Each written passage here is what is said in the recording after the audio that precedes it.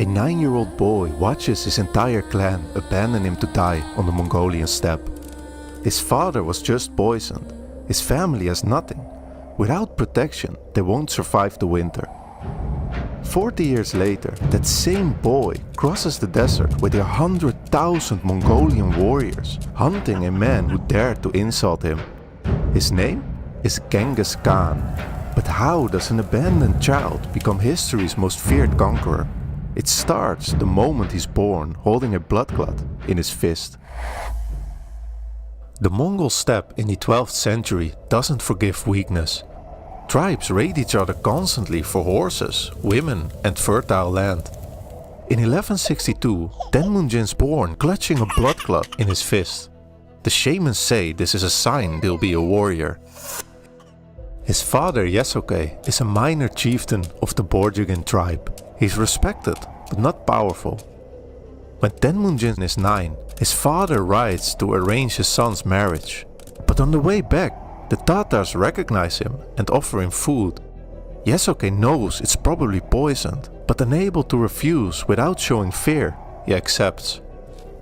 He barely makes it home while suffering from excruciating pain and dies in agony, leaving behind a mourning wife and 5 children. The rival Taichut clan then takes power and abandons them. Without Yesugei, they're just mouths to feed. Temüjin's mother, Oelun, grabs their banner and follows them while screaming. A few families look over. They're ashamed but leave them anyway. Oelun keeps them alive by digging for roots, catching fish with her bare hands and hunting marmots. They struggle but survive for years. Yet tension over resources starts to build as they're barely surviving. Temüjin has an older half-brother named Pekter. During a hunt, they argue over a bird Temüjin shot. It seems like a small thing. But later Temüjin and his full brother Kassar track Pekter to a hillside and shoot him with arrows. Their mother is furious. She'd lost her husband and now a son. Something in Temüjin has shifted. He tasted blood and knew there's no law here except strength. The clan that abandoned them hasn't forgotten Temüjin exists. At 14 years old, Taichut warriors raid their camps looking for him. Temüjin and his brothers mount a desperate defense, but he knows they won't stop, so he surrenders to spare his family. They capture him and lock him in a wooden cangue, a heavy collar that makes it impossible to lie down or feed yourself. They parade him between camps, making sure everyone knows he's powerless. During a festival, when the clan is drunk, Temüjin slips away. Still wearing the cangue, he hides in an ice-cold river with only his face above water. But then, a man named Sorkan finds him. He could take him back. Instead, he frees him and tells him to run. Temüjin steals a horse and disappears into the darkness. He won't forget who helped him, but he also won't forget who left him there to die either. Temüjin starts rebuilding. He finds Jamukha, his childhood friend, and they swear an oath of brotherhood Anda. He marries Borte, the girl his father arranged for him to marry years ago. For a brief moment life feels stable, but it doesn't last. Months later, the Merkits, another rival clan, raid their camp and kidnap his wife. Revenge for something Yesugei did decades earlier. Temüjin calls in every favor he has. He convinces Jamukha and the powerful Toghrul Khan to help him. 8 months later, they attack at dawn, slaughter the Merkit warriors and take Borte back. She's pregnant. No one knows if the child is his. Temüjin accepts him anyway and names him Yoki. Rejecting him would show weakness. Accepting him shows strength. His reputation grows. He promotes men based on ability, not lineage. He divides loot equally, while most tribal leaders hoard wealth for their bloodline.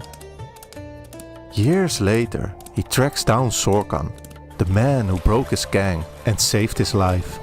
Sorkan expects nothing, but Temüjin makes him a general. Outsiders start flocking to him. Men join because he wins and pays better than anyone else. But success breeds tension, and tribes are choosing sides. Jamukha watches his sworn brother become his rival, and the steppe isn't big enough for both of them. In 1181, the tribes proclaim Temüjin Khan. Jamukha is there. He smiles and congratulates his Anda, but the friendship is over, and both know it. Soon a war breaks out between them that will last for 2 decades. Jamukha wins the battles at first. After one victory, he wants to send a message, so he boils 70 of Temujin's men alive to intimidate the other tribes. But Temüjin learns fast. When he defeats the Tatars tribe that poisoned his father, he orders every male taller than a wagon wheel executed, children included. Entire tribes start defecting to him. Even Jamukha's closest allies switch sides. They join because Temüjin rewards loyalty and punishes betrayal with brutality. By 1206, Temüjin controls almost all the Mongol tribes. Jamukha is alone. He gets betrayed by his last supporters. Temüjin, now the undisputed ruler of the Mongol tribes, is standing in front of Jamukha. They swore brotherhood as boys, hunted together, fought side by side. But the war is over, and Jamukha had lost. Showing mercy would be weakness. Jamukha asks for one thing: to end him without spilling his blood. Temüjin grants it, and not much later, they snap his back.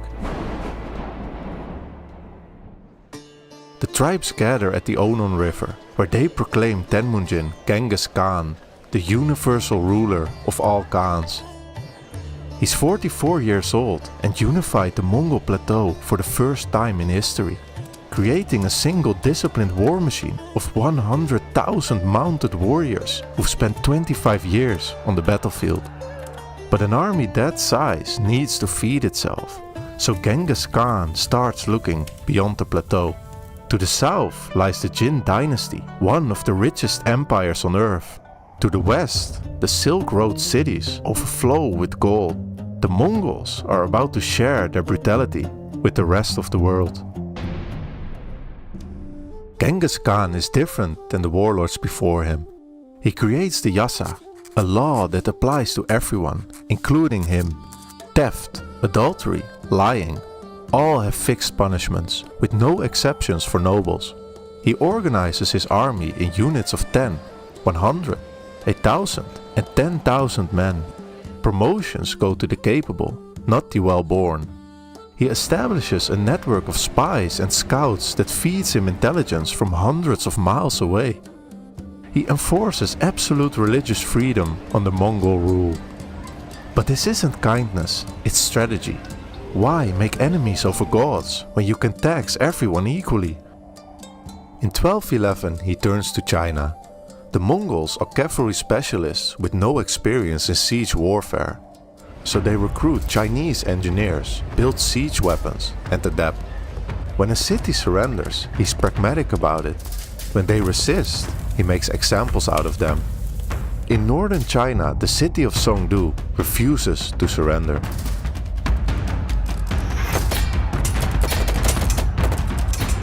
The siege lasts a year.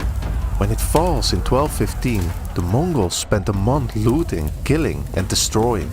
But they don't kill everyone. Genghis Khan lets a few escape, not out of mercy, but so they can spread the story. Then Datong, then Liaoyang, then Dexing. One by one, they all fall. Word spread fast. Resist Genghis Khan and your city becomes a graveyard. By 1218, northern China is destroyed. Millions are dead. The Jin Dynasty is collapsing. But Genghis Khan isn't satisfied. To the west lies the richer and more powerful Khwarazmian Empire. And they were about to make the worst mistake of their existence. Genghis Khan sends a trade caravan to the Khwarazmian Empire in Central Asia. The governor of Otrar accuses the merchants of being spies and executes them. So Genghis Khan sends ambassadors demanding justice, but the Khwarazmian Shah has the chief ambassador beheaded and sends the others back with their beards burned off. Soon, Genghis Khan mobilizes 100,000 men and leads them across deserts no army has ever crossed. The Khwarazmians expect him to go to the main passes, but Genghis Khan comes from the north. His forces hit Otrar first.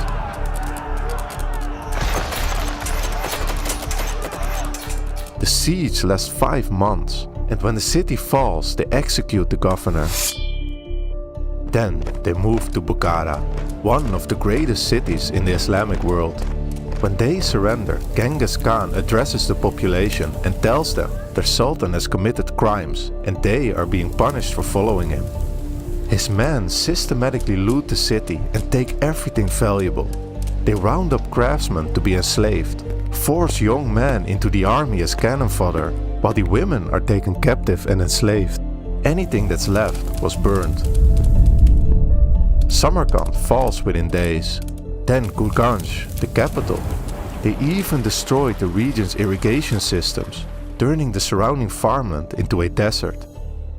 The Shah flees and later dies alone on an island in the Caspian Sea, with his empire erased. The Khwarazmian campaign killed millions. The region's population won't recover to pre-invasion levels for 700 years.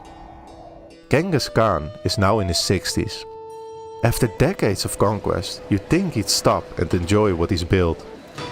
But when the Tanguts in northwestern China insulted him, he launched his final campaign. In 1226, the Tanguts refused to send troops when Genghis Khan demanded them. It's a small insult, but he's built his entire reputation on the principle that defiance has consequences. So at 64 years old, with a worn-out body that survived arrow wounds, broken bones, and countless battles, he goes to war one last time. We don't know exactly what happened during the siege. Some say he fell from his horse.